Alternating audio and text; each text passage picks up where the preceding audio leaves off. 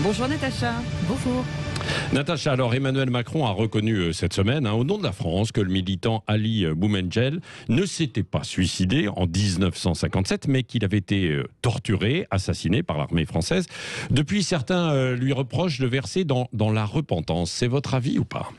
Alors, je vais vous dire, je sais que sur ce sujet, et plus que sur n'importe quel autre, il est très difficile de faire entendre une position qui ne soit pas caricaturale ou immédiatement caricaturée. Mais je vais essayer. Et d'ailleurs, je vais essayer, même si Emmanuel Macron lui-même a très mal démarré sur le sujet, en allant en pleine campagne de 2017 sur le sol algérien pour parler de crimes contre l'humanité à propos de la colonisation. Alors, c'est le genre de choses qu'on peut faire sur le sol de la patrie pour parler au peuple français, mais pas en Algérie pour complaire aux Algériens et à leur diaspora. Pour autant, je vais vous le dire franchement, je crois que ceux qui crient à la repentance et à l'autoflagellation avec ce communiqué sur le meurtre d'Ali Boumendjel se trompent complètement. Dire en toute transparence ce qu'a fait la France, assumer l'histoire de France dans ses parts lumineuses comme dans ses parts sombres, c'est pas de la repentance, c'est de la grandeur. Mais il ne faut pas s'imaginer une seconde que ça suffira à refermer la plaie purulente que constitue encore la guerre d'Algérie. Alors pourquoi ? Et vous pensez qu'il faudrait aller plus loin ?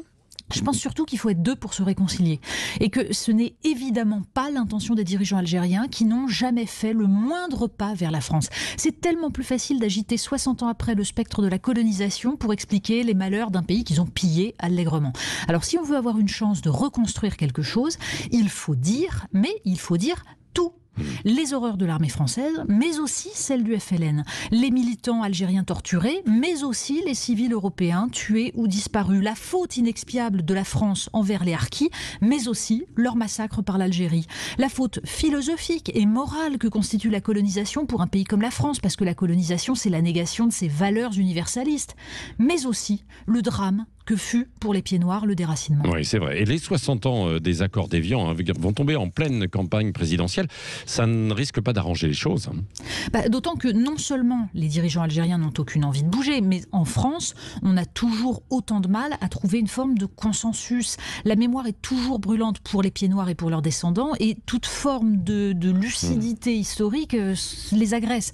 Et en face, surtout, on a des gens qui flattent le ressentiment des descendants d'Algériens installés en France, quitte à leur faire haïr le pays qui est désormais le leur et qui a accueilli leurs parents.